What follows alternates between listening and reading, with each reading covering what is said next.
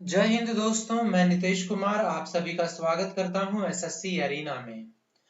दोस्तों, आज हम करेंगे इडियम्स एंड फ्रेजेस का अल्फाबेट एस और पार्ट नंबर 28। चलिए स्टार्ट करते हैं आज का टॉपिक।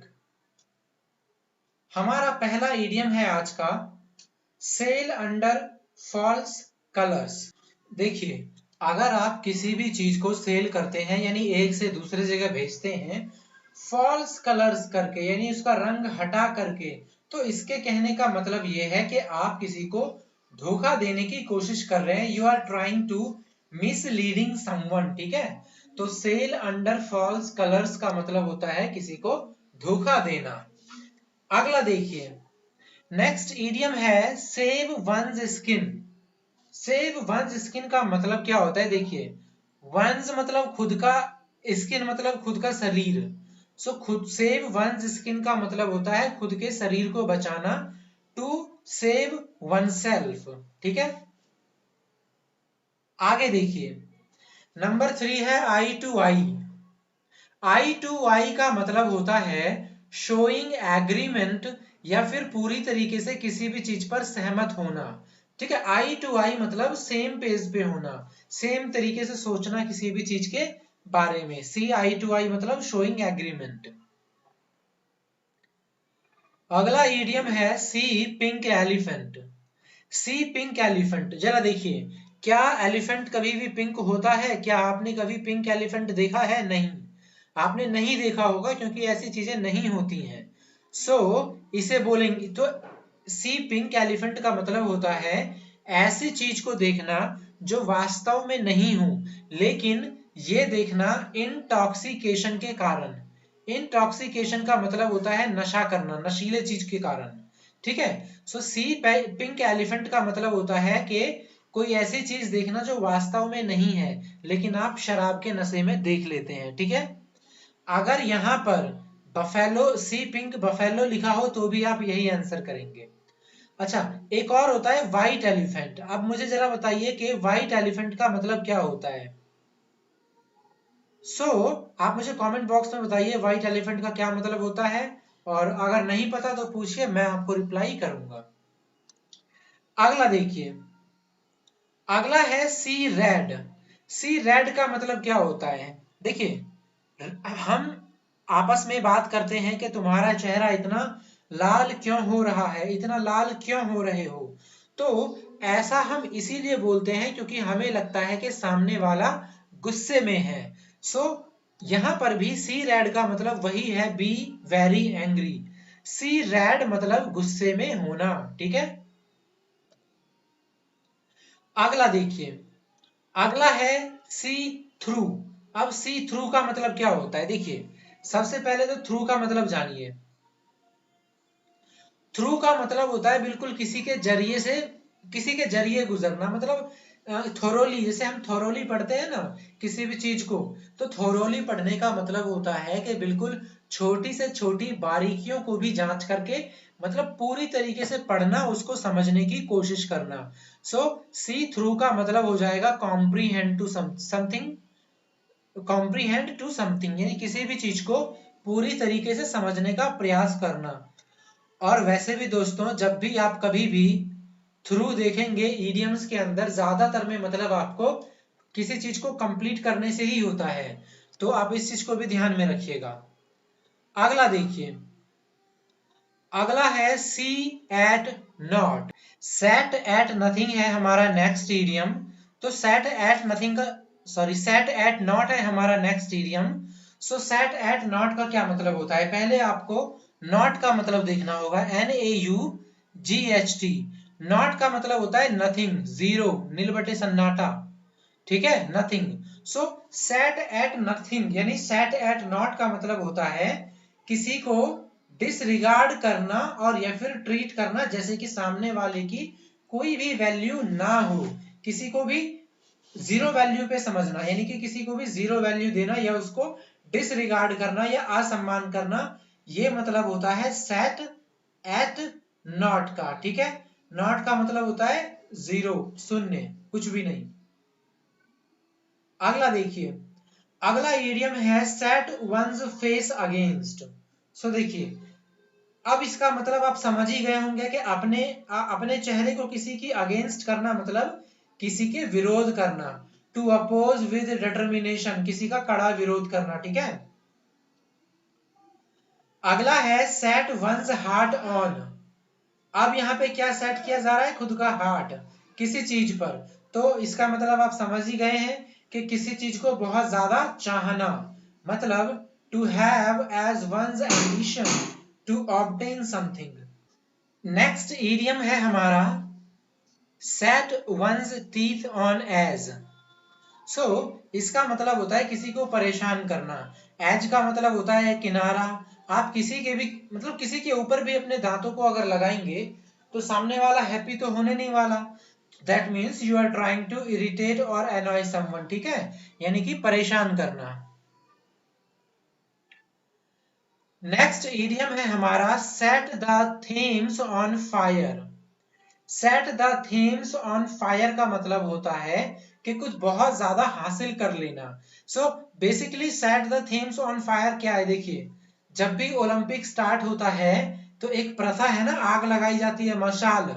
सो आप ऐसा समझिए कि अगर आप उस मशाल पे आग लगा रहे हैं सो इसका मतलब आपने कुछ अच्छा अच्छा अचीव किया है, तभी आपको ऐसी रिस्पॉन्सिबिलिटी दी गई है कि आप वहां पे आग लगाएं। So set the Thames on fire का मतलब हो गया to achieve something that is amazing, ठीक है, आप ऐसे भी याद रख सकते हैं। नेक्स्ट है shoulder to shoulder. Shoulder to shoulder आपने आपने हिंदी की के गाने सुने होंगे, कंधे से कंधे मिलाकर चलना। सो वही इंग्लिश में आपका ईडियम है शोल्डर टू शोल्डर, जिसका मतलब होता है विद यूनाइटेड एफर्ट या पूरे सहयोग के साथ काम करना।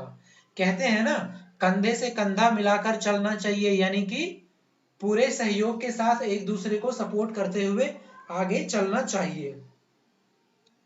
अगला इडियम है show white feather. Show white feather का मतलब होता है टू शो कोवर्डाइस या कायरता दिखाना। अब आप इसे कैसे याद रख सकते हैं? आपको पता होगा युद्ध के कुछ नियम होते हैं। खैर आजकल का तो पता नहीं, लेकिन जैसे पहले राजा और महाराजाओं के बीच युद्ध होते थे तो उनके बीच एक एक रूल होता था कि जो भी हारना चाहता है या जो भी हार मानना चाहता है, जो जो ट्रीटी साइन करना चाहता है, कोई संधि करना चाहता है, वो क्या करे? वो व्हाइट टॉवेल दिखा दे या व्हाइट कपड़ा दिखा दे, कोई भी है ना, कोई व्हाइट चीज दिखा दे, व्हाइट कपड़ा हो गया या व्हाइट फीदर हो गया। तो मतलब ये प्रूफ हो जाता था कि सामने वाली पार्टी हार मान चुकी है और वो इस युद्ध को स्टॉप करना चाहती है। तो आप वहां से इसे याद रखिएगा। नेक्स्ट इडियम है हमारा साइन डाई। देखिए, साइन डाई जो बोलते हैं ना, ये बोलते हैं ऐसी चीज जो कभी खत्म ना हो, अनिश्चित काल के लिए, ठीक है। साइन डाई मतलब इनडेफिनेटली। बेसिकली इसका मतलब होता है साइन डाई एक ऐसी चीज है जिसका फ्यूचर का कोई डेट डिसाइड नहीं है। मतलब उसका जो एक होता है ना, जैसे एक्सपायरी डेट होती है हर चीज की, इसका कोई फिक्स नहीं होता, कब तक चलेगा कुछ कंफर्म नहीं है, चलता ही रहे, हो सकता है चलता ही रहे। सो ऐसी चीजों को कहते हैं साइन डाई। अगला है सेट ऑन द फेंस। अब फेंस क्या होता है? अगर मान लीजिए ये कोई कोई पार्क है तो इसके चारों साइड बाउंड्रीज लगा दी जाती हैं, उसको बोलते हैं fence. So set on fence का मतलब आप ऐसे समझिए कि आप किसी बाउंड्री पर बैठ गए हैं और आप ना तो राइट साइड जा रहे हैं और ना ही आप लेफ्ट साइड जा रहे हैं, ठीक है। So set on the fence का मतलब होता है refuse to take side in a dispute. जब कोई डिस्प्यूट हो रहा है तो ना तो आप इस साइड जा रहे हैं ना तो आप उस साइड जा रहे हैं, तो क्या कहते हैं? You are just sitting on the fence. अगला इडियम है हमारा slip of the tongue. Hindi में हम बोलते हैं जुबान फिसलना। हम इस मुहावरे का यूज कब करते हैं? जबान जुबान फिसलना। सो जब भी कभी हमारे मुंह से कुछ गलत निकल जाता है सो हम क्या कहते हैं? Sorry, it was slip of my tongue, है ना। तो स्लिप ऑफ द टंग का मतलब होता है जुबान फिसलना या अचानक से बिना जान मतलब अनइंटेंशनली कुछ बोल देना। अगला देखिए, अगला है स्लो कोच। स्लो कोच अगर आपका कोच स्लो है तो आप क्या बोलेंगे उसे? आप बोलेंगे आलसी आदमी। अगर आपका कोच स्लो है तो आप उसे क्या बोलेंगे? आप उसे बोलेंगे आलसी आदमी। सो स्लो कोच का मतलब होता है a person with lazy approach of working, बहुत ज्यादा आलसी व्यक्ति। अगला है स्मॉल फ्राई। स्मॉल फ्राई का मतलब होता है गैर महत्वपूर्ण व्यक्ति या इनसिग्निफिकेंट पर्सन या फिर तुच्छ आदमी। सो स्मॉल फ्राई का मतलब क्या हो गया? A person with little significant, जिसकी कोई वैल्यू ना हो, जिसका कोई सिग्निफिकेंट ना हो, उसे बोलते हैं स्मॉल फ्राई। अगला है स्मेल और रैट। स्मेल और रैट काफी आसान है, जैसे हम इसका हिंदी में एक मुहावरा भी कहते हैं, दाल में कुछ काला होना। सो स्मेल और रैट का मतलब होता है कुछ गलत महसूस होना, to suspect something wrong done, किसी भी चीज का शंका होना कहलाता है स्मेलिंग अ रैट। अगला देखिए, अगला इडियम है स्मूथ सेलिंग। स्मूथ सेलिंग मतलब होता है इजी प्रोग्रेस, ऐसी कोई भी चीज जो कि बिना परेशानी के ही पूरा पूरा हो जाए।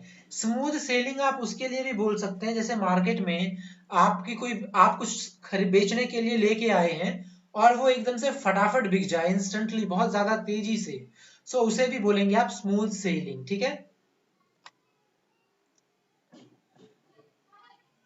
अगला है हमारा snake in the grass. Snake in the grass का मतलब होता है एक सीक्रेट एनिमी।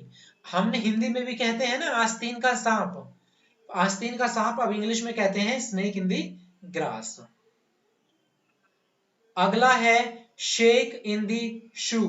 शेक इन दी शूज क्या का मतलब क्या होता है? देखिए, हम हिंदी में एक मुहावरा कहते हैं पैर कांपना।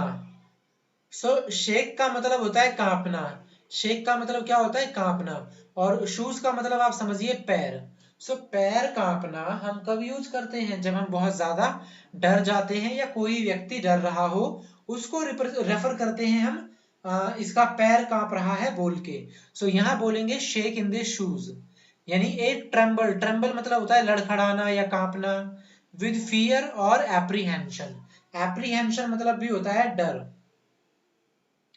अगला देखिए, अगला है हमारा शो दी ड्रैगन टीथ। सो शो दी ड्रैगन टीथ का मतलब क्या होता है? अच्छा, यहाँ पे एक छोटी सी मिस्टेक हो गई है। यहाँ पे इसकी जो स्पेलिंग है SHOW है, जबकि यहाँ पे सिर्फ आपका SOW होता है। सो इस शो का मतलब क्या होता है? देखिए, SOW का मतलब होता है बीज बोना। क्या मतलब होता है? बीज बोना।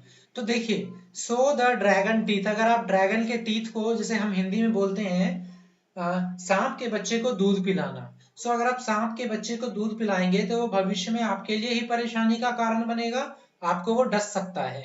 सो यहाँ पे इंग्लिश में इडियम हो गया सो दी ड्रैगन टीथ। सो मतलब बोना। सो अगर आप ड्रैगन टीथ को बोएंगे, मतलब उसको रियर करेंगे, पानी वानी देके बड़ा करेंगे, तो जब वो भविष्य में बड़ा होगा तो वो आप ही को मार देगा। सो द ड्रैगन टीथ का मतलब हो गया to create future trouble for your self और अदर्स। आप इसे रिपीट करिएगा बार बार। और दोस्तों, अगर आप अदर्स जो हमने अल्फाबेट ए से लेकर के आर तक कंप्लीट किया है, अगर आप उसे भी देखना चाहते हैं तो आप डिस्क्रिप्शन बॉक्स में लिंक है, या फिर आप सर्च कर सकते हैं SSC arena idioms and phrases. और 2016 से लेकर के 2020 तक जितने भी इडियम्स पूछे गए हैं SSC CGL में, हम उसे भी कवर कर रहे हैं। और आपको आधा से ज्यादा आपको ऑलरेडी मिल चुका है, आप उसे भी देखिए, आपको बहुत बेनिफिट होगा।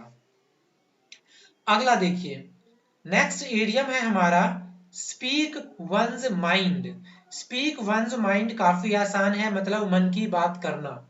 Speak what are really things, मतलब जो जो भी आप सोचते हैं वही बोलते हैं, या जो आप सोच रहे हैं कोई और आके बोल दे, यानी आपके मन की बात कर रहा है वो। अगला काफी अच्छा ईडियम है, साफ सुथरा ईडियम है काफी, और ये आपके ईडियम्स के अलावा phrasal verb, fill in the blanks, cloze test, इसमें भी काफी ज्यादा पूछा जाता है। स्पीक एंड स्पैन का मतलब होता है in order, neat and clean मतलब साफ सुथरा। सो स्पीक एंड स्पैन का मतलब होता है in order, neat and clean, साफ सुथरा।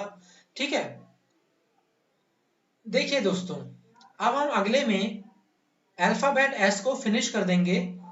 आज हमने आधे इडियम्स किए हैं। अगर आपको अच्छा लगा तो वीडियो को देखने के बाद आप लाइक कर लीजिएगा, चैनल सब्सक्राइब कर लीजिएगा।